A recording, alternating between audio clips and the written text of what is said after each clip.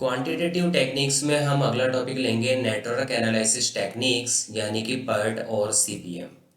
PERT के बारे में अगर बात करें तो project evaluation and review technique एक ऐसी टेक्निक होती है जहां पर किसी भी प्रोजेक्ट को पूरा करने का टाइम जो है वो सर्टेन नहीं होता है। ठीक है, हर एक एक्टिविटी किसी न किसी नोड के साथ जुड़ी हुई होगी, उसका एक स्पेसिफिक टाइम होगा, लेकिन वो सर्टेन नहीं होगा।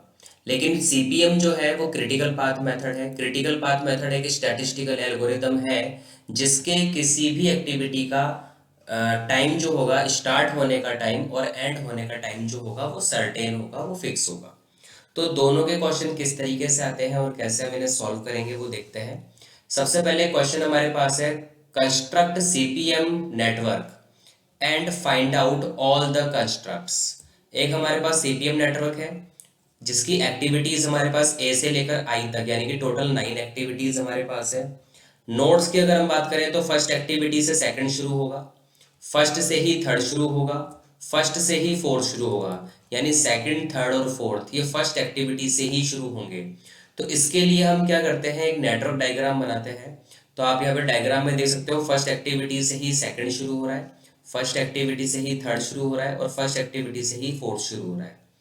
अब सेकंड एक्टिविटी से भी दो एक्टिविटी शुरू हो रही है, सेकंड से थर्ड और सेकंड से सिक्स। तो ये जो सेकंड वाली है इससे देखो थर्ड होगा तो थर्ड से कनेक्ट होगा ही होगा ये, और सेकंड से सिक्स भी होगा।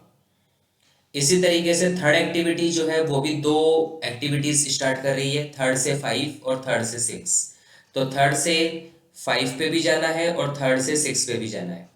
इसी तरीके से फोर पे एक्टिविटी है 4 to 5, तो ओनली 4 to 5 ही जाएगा, और 5 to 6 है लास्ट वाला, तो 5 to 6, यानी सारी एक्टिविटी 6 पर जाकर एंड होगी। अब इनका टाइम पीरियड, तो फर्स्ट एक्टिविटी जो ए है वो 1 to 2 है, तो 1 to 2 पे आप लिख देंगे ए एक्टिविटी जिसमें लगने वाले हैं 3 दिन, 3 डेज। तो ए एक्टिविटी हो गई 3 डेज।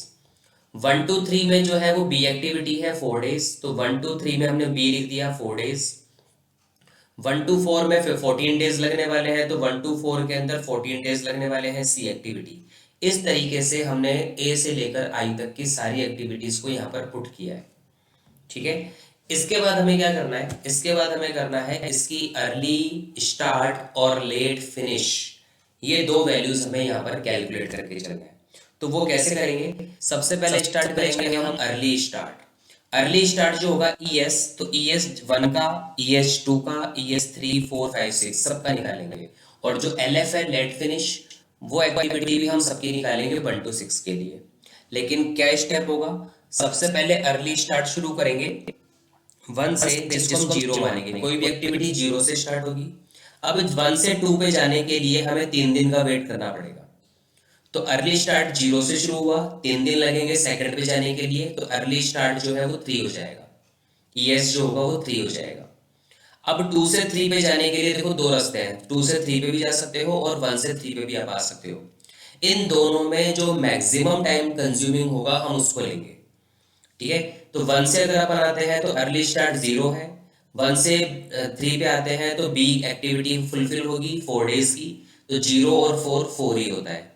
लेकिन अगर 2 से 3 पे आते हैं तो अर्ली स्टार्ट ऑलरेडी 3 है, 2 से 3 पे जो है वो 10 डेज लगने वाले हैं, टोटल हो जाएगा 13। तो जो दोनों में ज्यादा होगा वो लेंगे। तो अर्ली स्टार्ट जो थर्ड नंबर की होगी वो 13 हो जाएगी, यहाँ पे ये 13 हो जाएगी यहाँ पे। अब 3 सॉल्व हो चुका है, अब 4 पे आ जाओ। तो 4 पे 3 से 4 पे तो आ नहीं सकते, 1 से 4 पे ही आना पड़ेगा।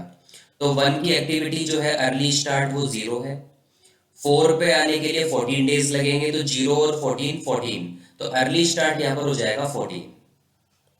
अब 4 के बाद 5 पे आना है, तो 5 पे आने के भी दो वे हैं, या तो 3 to 5 आप आ सकते हो या 4 to 5 आ सकते हो।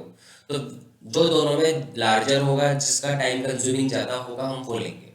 अगर हम 3 to 5 आते हैं तो 13 डेज तो ऑलरेडी लग चुके हैं, तो 13 + 4, क्योंकि 4 डेज लग रहे हैं इसमें, तो 13 4 17 होता है। और अगर 4 to 5 आते हैं तो 14 + 1, क्योंकि 4 to 5 में 1 डेज का ही टाइम है, तो 14 + 1 15, तो 17 या 15 जो दोनों में ज्यादा होगा, तो 17 ज्यादा होगा तो अपन 17 लेके चलेंगे। ऐसे 6 पर आने के तो 3 वेज है, आप 2 से भी आ सकते हो, 3 से भी आ सकते हो, 5 से भी आ सकते हो। तो सबसे ज्यादा क्रिटिकल कौन है, सबसे ज्यादा लॉन्गेस्ट कौन है। अगर 2 से 6 पे आते हैं तो 3 डेज तो लग चुके हैं, और 2 to 6 में 5 डेज और लगने वाले हैं, ठीक है। तो 3 और 5 कुल मिला के 8 होगा, तो वो तो सबसे छोटा है। अगर मैं 3 to 6 आता हूँ तो 13 के साथ हमें 6 डेज यानी कि 19 डेज पे करने पड़ेंगे, ठीक है। और अगर मैं 5 to 6 पे आता हूँ तो 17 और 1 18 पे करना पड़ेगा, तो सबसे ज़्यादा तो 19 ही है। तो 3 to 6 वाला जो आएगा यानी कि 13 + 6 19, वो हम ले लेंगे यहाँ पे। तो इस तरीके से ये क्रिएट होगा अर्ली स्टार्ट ईएस। अब लेट फिनिश जो होगा वो यहाँ बैक से स्टार्ट होगा। लेट फिनिश, फिनिश कहाँ से होगा, तो फिनिश से स्टार्ट होगा। तो फिनिश जो 19 अर्ली स्टार्ट आया था वहीं से फिनिश होगा 19। अब 6 से 5 पे आने का देखो वन ही वे, अब बैक में देखना है अपने को, बैक साइड 6 5 4 3 2 1 ऐसे देखेंगे हम। तो 6 से 5 पे आने में देखो वन वन डे कम हो रहा है और एक ही वे है, तो 19 में से 1 माइनस हो जाएगा, तो LF लेट फिनिश हमारा 18 हो जाएगा। 19 - 1 18, ये माइनस करते हुए चलेंगे। अब 5 से 4 पे आने का भी वन वे ही है, एक ही वे है, तो इसमें वन डे लगने वाला है, तो 18 में 1 और माइनस कर दो, तो 17 हो जाएगा लेट फिनिश। 4 का लेट फिनिश हो जाएगा 17। 4 के बाद अगर अपन 3 की बात करें तो 6 से भी 3 आ सकते हैं और 5 से भी 3 भी आ सकते हैं, ठीक है। अब दोनों में जो छोटा होगा, जो स्मॉलेस्ट वे होगा, वो लेके चलेंगे। अगर मैं 16 से आता हूँ, सॉरी 6 से आता हूँ, तो 19 में 6 माइनस करूंगा तो 13 होगा। लेकिन अगर मैं 5 से आता हूँ तो 18 था मेरे पास लेट फिनिश, 18 में 4 माइनस करूंगा तो 14 आएगा, तो 14 या फिर 13, तो 13 छोटा वाला है, हम 13 ले लेंगे, तो LF हो गया 13। ये 3 का हो गया। अब 2 पे आने के भी दो वे हैं, आप 3 से बैक आ सकते हो और 6 से भी बैक आ सकते हो। अगर आप 6 से बैक आते हो तो 19 में आपको 5 माइनस करना पड़ेगा जो कि 14 आएगा, और अगर आप 3 से आते हो तो 13 में 10 माइनस करना पड़ेगा जो कि 3 आएगा, तो आप 3 लोगे जो स्मॉलर होगा, ठीक है। उसके बाद 1 पे आने के भी 3 वे हैं। अगर आप 4 से आते हो तो 14 में आप 17 में आप 14 माइनस करोगे तो 3 बचेगा। 3 से 1 पे आते हो तो 3 की लेट फिनिश 13 है, 13 में 4 माइनस करोगे तो 9 आएगा। लेकिन अगर आप 2 से आते हो तो 3 है, 3 में 3 माइनस होगा तो 0, तो मिनिमम 0 ही है, तो लेट फिनिश 0 हो जाएगा। फर्स्ट एक्टिविटी और लास्ट एक्टिविटी का अर्ली स्टार्ट और लेट फिनिश क्या होगा, सेम होगा। तो पहला काम आपको करना है, ये नेटवर्क डायग्राम बनाना है और अर्ली स्टार्ट और लेट फिनिश की वैल्यूज आपको यहाँ पे रखनी है इस तरीके से। उसके बाद क्वेश्चन आपको ये कहेगा कि ठीक है, आप इसको यहाँ पर जो अर्ली स्टार्ट और लेट फिनिश हुआ है इसमें क्या क्या डिफरेंसेस आ रहे हैं, क्या क्या फ्लॉट्स आ रहे हैं, वो हमें नोट करके चलना है। तो यहाँ पर इस तरीके से आपको एक टेबल बनानी है। एक्टिविटी क्वेश्चन में गिवन है A to I, notes question में गिवन है, ठीक है, और इसका टाइम भी जो है वो क्वेश्चन में गिवन है, ये टाइम भी क्वेश्चन में गिवन है। हमें निकालना है अर्लीस्ट, यानी कोई भी जो एक्टिविटी है वो अर्ली स्टार्ट कब हुई और अर्ली फिनिश कब हुई। इसी तरीके से लेट स्टार्ट कब हुई और लेट फिनिश कब हुई। इसी तरीके से हमारे पास 3 फ्लॉट्स निकलते हैं, टोटल फ्लॉट, फ्री फ्लॉट और इंडिपेंडेंट फ्लॉट। इन सब के फॉर्मूलाज अपने को याद रखने होंगे कि ये जो टोटल 7 कॉलम्स हैं, इन 7 कॉलम्स में कैसे वैल्यूज को हमें पुट करके चलना है, ठीक है। तो सबसे पहले देखो यहाँ पर अपने पास डायग्राम सामने होना चाहिए, ये डायग्राम आपके सामने है, और उसके बाद आपको इसकी टेबल को पुट करके चलना है। तो टेबल में सबसे पहले जो आप नंबर 1 निकालोगे वो निकालोगे अर्ली स्टार्ट ES। इसमें फॉर्मूला है ES, आप लिखोगे E value of L1। L1 होता है एक्टिविटी की पहली वैल्यू, जैसे एक्टिविटी 1 to 2 है तो 1 अपना L1 है और 2 जो है वो अपना L2 है। तो यहाँ पर भी L1 यानी 1 की E वैल्यू, ES वैल्यू, तो 1 की E वैल्यू देखो 0 है, E का मतलब ES वैल्यू, तो 0 है। सेकंड वाले में भी L1 1 है, थर्ड वाले में भी L1 1 है, तो तीनों में ये E की वैल्यू आ जाएगी 0 0 0। फिर है 2 2, L1 2 है, इसका भी L1 2 है, तो 2 की ES वैल्यू है 3, तो यहाँ पर हम लिखेंगे इसके सामने ये आ जाएगा 3 और 3। नेक्स्ट वाले में और नेक्स्ट वाले में है L1 3 और 3, ठीक है। तो यहाँ पर जो आएगा वो 3 की E वैल्यू आ जाएगी, तो 3 की E वैल्यू देखो 13 है, यहाँ पे ऊपर 13 है, तो E वैल्यू इसकी 13 है, इसकी भी 13 आ जाएगी। 4 नेक्स्ट वाले में L1 4 है, 4 की E वैल्यू देखो 14 है, तो 14 आ जाएगा। और लास्ट वाले में L1 5 है, तो 5 की E वैल्यू 17 है, तो 17 आ जाएगा। इसके बाद निकलेगा ये LF, लेट फिनिश। फिर इसके बाद लेट फिनिश निकलेगा।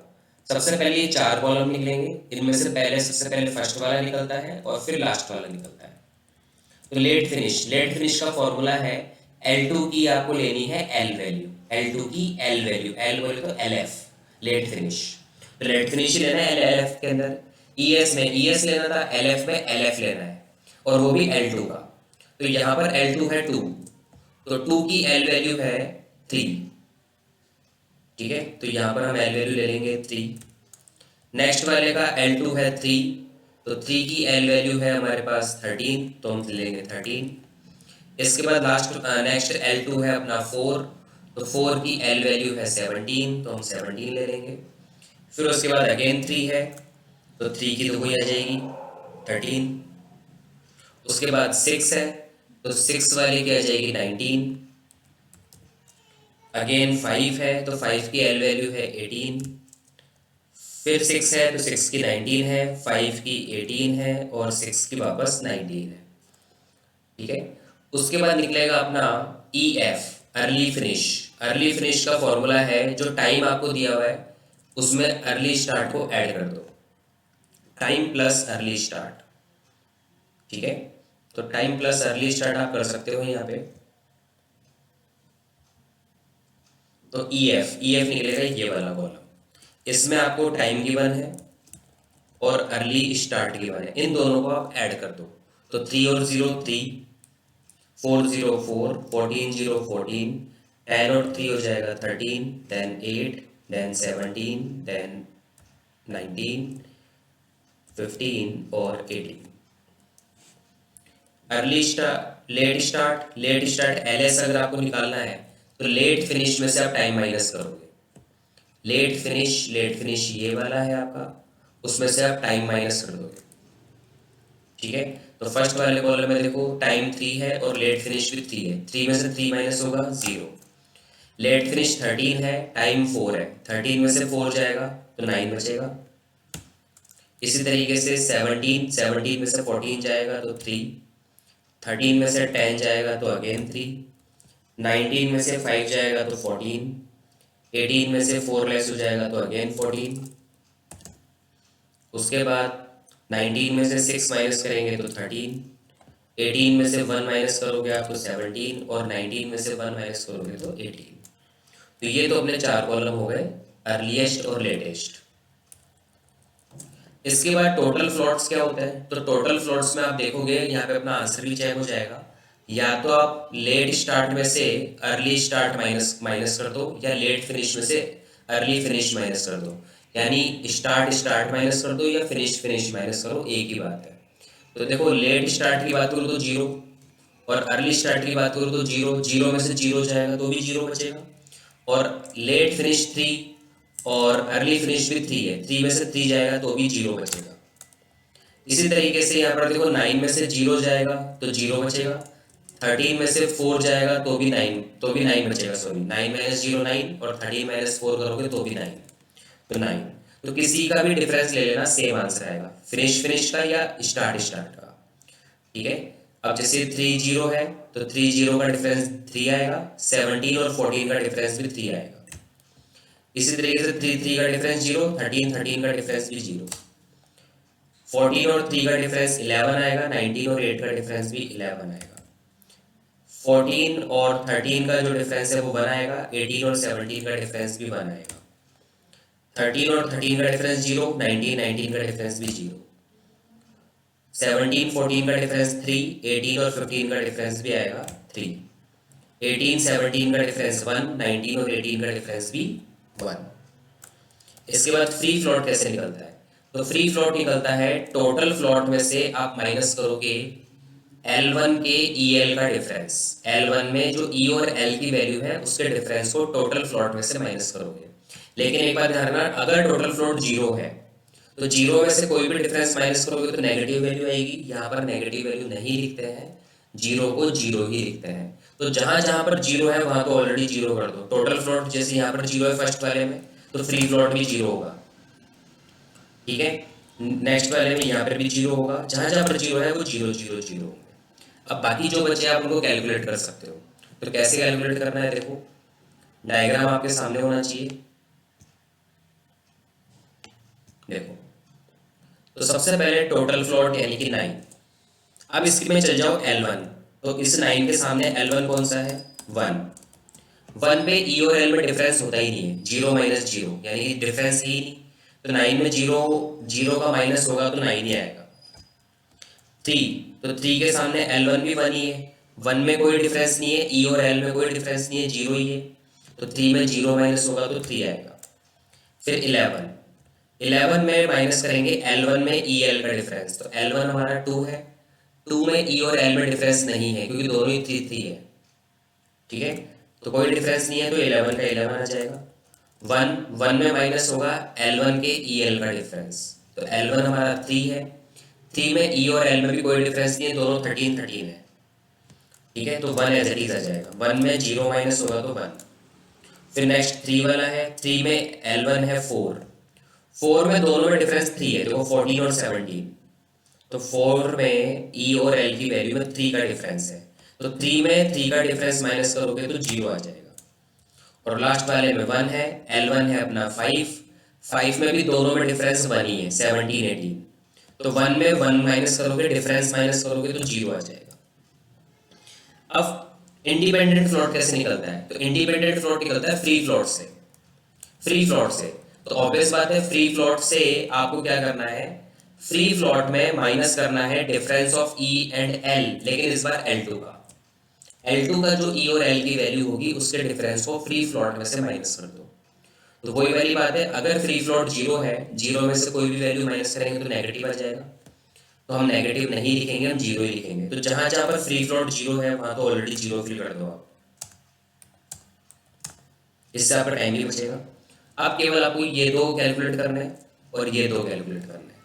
तो सबसे पहले ले लो 9, अब जाओ L2 में, इंडिपेंडेंट के लिए जाना है L2 में, तो 9 का L2 कितना है? 3, ये 3 अपना L2 है, 3 में डिफरेंस देखो कुछ भी नहीं है, 13, तो 9 में से 0 माइनस करोगे तो 9 ही आएगा क्योंकि कोई डिफरेंस नहीं है, डिफरेंस माइनस करना है आपको। ये है 3 का L2 है 4, 4 में डिफरेंस है 3 का, 14 और 17, तो 3 में 3 माइनस करूंगा तो यहाँ पर आ जाएगा 0। फिर है 11, 11 का L2 है 6, 6 में भी कोई डिफरेंस नहीं है, दोनों 19 है, तो 11 में डिफरेंस 0 माइनस करूंगा तो 11 ही आएगा। और 1 के अंदर जो L2 5 है, तो 5 में डिफरेंस 1 का है, तो 1 में 1 का डिफरेंस माइनस करूंगा तो 0। तो इस तरीके से ये टेबल पूरी आपकी जो है वो रेडी होगी और ये क्वेश्चन आपका कंप्लीट होगा CPM का। ठीक है, जहां पर सर्टेन एक्टिविटी रहती है सर्टेन टाइम के साथ। इसके बाद जो सेकंड टॉपिक आता है पर्ट CPM का, वो है आपका पर्ट का क्वेश्चन आता है, इसके अंदर टाइम फिक्स नहीं होता, यानी सर्टेन टाइम नहीं होता, एक एक एक्टिविटी के 3 टाइम आपको दिए हुए होता है। जैसे एक स्मॉल प्रोजेक्ट है, उसमें 9 एक्टिविटीज़ है, वही एक्टिविटी ABCDI तक अपनी एक्टिविटीज़ है, इनके नोट्स दिए हुए आपको, लेकिन टाइम जो है वो ऑप्टिमिस्टिक टाइम भी आपको दिया हुआ है, पैसिमिस्टिक टाइम भी दिया हुआ है और नॉर्मल टाइम भी दिया हुआ है। ऑप्टिमिस्टिक जो आपको बोलेंगे वो हमेशा आपको कम टाइम बताएंगे कि कम टाइम में ही प्रोजेक्ट पूरा हो जाएगा। पैसिमिस्टिक हमेशा ज़्यादा टाइम बताएंगे कि टाइम में बहुत ज़्यादा टाइम लगेगा, लेकिन जो नॉर्मल होगा वो ऑन एन एवरेज बात करेंगे। तो ये सर्टेन नहीं है, 3 टाइप के हमें टाइम दिए हुए हैं। इसमें आपसे जो ज़्यादा से ज़्यादा एग्जाम में पूछा जा सकता है वो 6 पॉइंट पूछे जा सकते हैं। नेटवर्क डायग्राम यानी project diagram, expected average time और वेरिएंस, क्रिटिकल पाथ और critical path next most critical path, फिर उसका वेरिएंस, उसका स्टैंडर्ड डेविएशन, और एक किसी डेज को लेके आपसे वो पूछा जा सकता है प्रोबेबिलिटी कि 55 डेज में काम पूरा होने की क्या प्रोबेबिलिटी है, या 50 डेज की, या 47 48 डेज की क्या प्रोबेबिलिटी है। ठीक है, तो पहला अपन बनाते हैं इसमें नेटवर्क डायग्राम। ठीक है, तो नेटवर्क डायग्राम बिल्कुल वैसे ही बनेगा जैसे पहले बना था। तो 1 से 2, देखो 1 से 2 एक्टिविटी बनेगी और 2 से बनेगी 3 और 4। तो पहले देखो 1 से 2 हमने बनाया, 2 से बना 3 और 4, उसके बाद 3 से 6 और 3 से 5, तो 3 से 6 और 3 से 5 हमने बनाया। 4 to 6 और 4 to 6 बनेगा, तो 4 to 6 अपना ये आ गया। 5 to 7 और 6 to 7, तो 5 to 7 और 6 to 7 ये बनेगा, और लास्ट में 7 to 8, तो 7 to 8 अपना ये लास्ट बन जाएगा। यहाँ पर 6 को नीचे लेने का कारण ही यही है क्योंकि 3 के साथ भी 6 आएगा। तो इस तरीके से पहले नेटवर्क डायग्राम बनाएंगे, ये पहला काम अपना कंप्लीट हो जाएगा। देन उसके बाद हम कैलकुलेट करेंगे एक्सपेक्टेड या फिर एवरेज टाइम और इसका वेरिएंस। तो यहाँ पर देखो तीन टाइप की एक्टिविटीज आपको देगा। ऑप्टिमिस्टिक टाइम जिसको अपन बोलेंगे टीओ, पैसिमिस्टिक टाइम के लिए बोल देंगे टीपी, और नॉर्मल टाइम को बोल देंगे टीएम। तो ये जो वैल्यूज हमें दी हुई है इसके साथ हमें फॉर्मूला लगाना होगा, और इस फॉर्मूला से ही हम निकालेंगे एक्सपेक्टेड टाइम और इसका वेरिएंस। तो दोनों का फॉर्मूला होगा टीओ टीएम और टीपी को लेके, वो कैसे होगा वो देखिए। तो सबसे पहले एक्सपेक्टेड टाइम का जो फॉर्मूला होगा उसका फॉर्मूला आपको लगाना है TO plus 4 TM plus TP और अपॉन 6। तो जैसे एक्टिविटी आपको क्वेश्चन में गिवन है, टीओ आपको गिवन है, टीपी गिवन है और टीएम गिवन है। तो टीओ की जगह 4 आ जाएगा। 4 टीएम का मतलब है टीएम यानी कि 6 है तो 6 into 4, ठीक है। और टीपी 8 है तो 8 अपना आ जाएगा अपॉन 6। इसको अपन क्या करेंगे, पहले मल्टीप्लाई करेंगे 4 into 6 जो होगा अपना 24। 24 में 4 प्लस होगा 28, 28 में 8 प्लस होगा 36, 36 में 6 का डिवाइड करेंगे तो 6। इस तरीके से सारी एक्टिविटीज का जो है वो एक्सपेक्टेड टाइम निकाला जाएगा। और ये जो टाइम आएगा 6, 8, 8, 20, ये वाला जो एक्सपेक्टेड टाइम होगा वो हम नेटवर्क डायग्राम में लिखेंगे, जो यहाँ पे लिखा हुआ है 6, 2 to 4 में 8, 2 to 3 में 8। तो ये वाला जो टाइम है वो एक्सपेक्टेड टाइम है जो हमने कैलकुलेट किया है, ठीक है। देन उसके बाद हम निकालेंगे वेरिएंस। तो वेरिएंस का भी फॉर्मूला है, वेरिएंस का भी फॉर्मूला आपको लगाना है टीपी माइनस टीओ अपॉन 6 और होल स्क्वायर। तो टीपी टीपी की बात करूँ तो यहाँ पर 8 है, माइनस टीओ टीओ की बात करूँ तो 4 है, यानी सबसे ज़्यादा टाइम माइनस सबसे कम टाइम। तो टीपी माइनस टीओ यानी कि 8 माइनस 4 यानी कि 4। 4 में डिवाइड करो 6 का तो 4/6, और 4/6 का स्क्वायर, तो 4 का स्क्वायर हो जाएगा 16 और 6 का स्क्वायर हो जाएगा 36, तो 16/36। इस तरीके से हम सबका वेरिएंस भी लेके चलेंगे, ठीक है। और जब ये वेरिएंस निकल जाए और एक्सपेक्टेड टाइम निकल जाए तो इस डायग्राम से आपको क्रिटिकल पाथ निकालना है सबसे पहले, क्योंकि तीसरी एक्टिविटी में आपको क्रिटिकल पाथ ही निकालना है। तो क्रिटिकल पाथ के लिए आपको क्या करना है, आपको ये देखना है कि 1 to 8 में कितने वे हैं। तो 1 to 8 में जाने के लिए देखो 1 से आप 2 जा सकते हो, 2 से 3, 3 से 5, 5 से 7, 7 से 8। फर्स्ट वे तो ये है, तो मैंने यहाँ पे ये रखा है 1 to 2, 2 से 3, 3 to 5, 5 to 7, 7 to 8।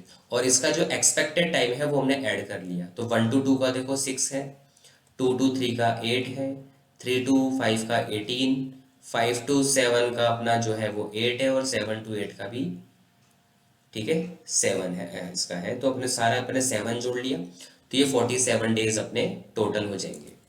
इस तरीके से सेकंड वे अपन देखेंगे 1 to 2, 2 to 3, 3 to 6, 6 to 7, 7 to 8।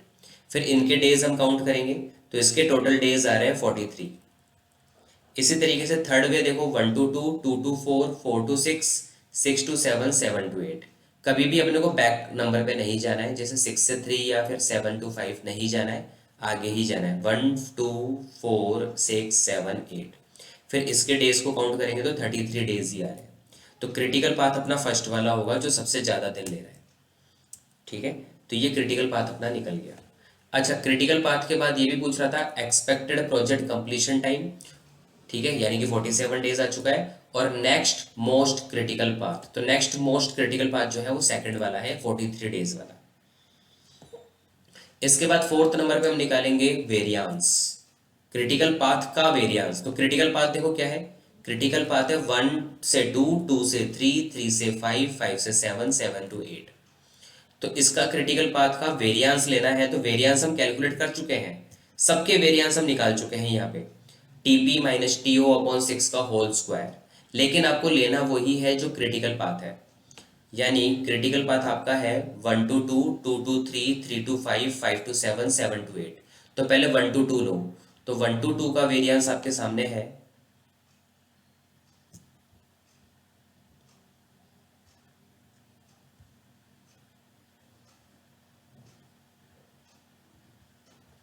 तो देखो 1 to 2 का वेरिएंस, ये 1 to 2 एक्टिविटी का वेरिएंस है 16/36, तो वो मैंने बोल लिया 16/36। फिर है 2 to 3, तो 2 to 3 का वेरिएंस है 100/36, वो भी हमने ले लिया 100/36। फिर है 1 to 2, 2 to 3 हो गया। फिर 3 to 5, तो 3 to 5 का जो वेरिएंस है वो ले लीजिए। 3 to 5 का वेरिएंस है 256/36, 3 to 5 के सामने वाला, तो 256/36 वो ले लिया। फिर 5 to 7, तो 5 to 7 का वेरिएंस है ये 5 to 7 का वेरिएंस है 64/36, तो 64/36 हम ले लेंगे। उसके बाद है 7/7 to 8, तो 7 to 8 का वेरिएंस यहाँ पर 436 है, 4/36, वो भी हमने ले लिया। इन सबका एलसीएम लूंगा तो 36 ही आएगा, ऊपर की सारी वैल्यूज को ऐड करेंगे तो 440 आएगा। इसको बोलते हैं वेरिएंस। वेरिएंस को स्टैंडर्ड डेविएशन स्क्वायर भी बोलते हैं, स्टैंडर्ड डेविएशन स्क्वायर। ठीक है, तो ये अपना हो चुका है, अपना वेरिएंस भी निकल चुका है। अब क्या निकालना है, नेक्स्ट नंबर पे अपन देखते हैं। वेरिएंस हो गया, उसके बाद क्रिटिकल पाथ का हमें निकालना है स्टैंडर्ड डेविएशन। तो वेरिएंस जो होता है क्रिटिकल पाथ का, वो स्टैंडर्ड डेविएशन का स्क्वायर ही होता है। तो आप वेरिएंस का रूट निकाल लो तो स्टैंडर्ड डेविएशन आ जाएगा।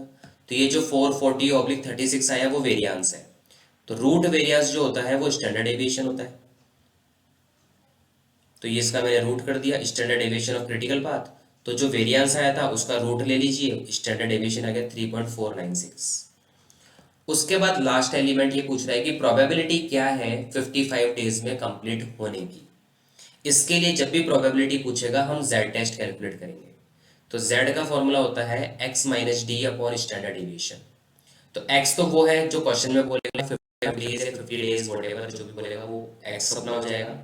d वो है जो क्रिटिकल पाथ आ रहा है 47 डेज, क्रिटिकल पाथ जो हमने निकाला था 47 डेज, ये 47 डेज अपॉन स्टैंडर्ड डेविएशन ये 3.496। इनसे z की वैल्यू आ रही है 2.29। अब z की वैल्यू को हमें टेबल में देखना होगा। ठीक है, तो 2.29 पे z की अपन टेबल वैल्यू देखेंगे, जहां पर इसकी वैल्यू आ रही है 0.4890। ठीक है, इसका डायग्राम बनेगा। तो डायग्राम में ये पूछा है कि 55 डेज में काम होने की क्या प्रोबेबिलिटी है। तो इस तरीके से अपने को डायग्राम बनाना है। 47 जो हमारा क्रिटिकल पाथ है वो मीन कहलाएगा 47, तो ऑब्वियस बात है 47 के राइट हैंड साइड ही 55 डेज आएगा। तो ये पूछ रहा है 55 डेज में काम होने की क्या प्रोबेबिलिटी। 55 डेज के पूरा जो लेफ्ट वाला एरिया है ये इसका लेस देन है, लेस देन 55 डेज। तो बीच वाला जो एरिया है ये 50-50 पार्ट्स में क्या करता है, डिवाइड करता है। तो 50% चांस तो अपना निकल ही गया। रिमेनिंग जो 2.29 आया इसका परसेंटेज क्या है, तो 2.29 की टेबल वैल्यू के हिसाब से जो परसेंटेज आया वो आया था 0.4890। यानी कि 0.5 तो लगेगा ही लगेगा, और ये 0.5 से लेकर और जो ये अपना 2.29 का एरिया है ये 48% है। तो दोनों ऐड कर लो क्योंकि ये भी टाइम चाहिए और ये भी टाइम चाहिए। तो 0.5 प्लस 0.4890 इन दोनों को ऐड करेंगे तो 0.9890 आएगा। इसका मतलब होता है 98.90%। ठीक है, तो ये अपना फाइनल आंसर होगा। तो ये अपना पार्ट का क्वेश्चन है। तो ये दो टाइप के क्वेश्चन आने के चांसेस रहते हैं एग्जाम में। ये कंप्लीट है अपना पार्ट और सीपीएम।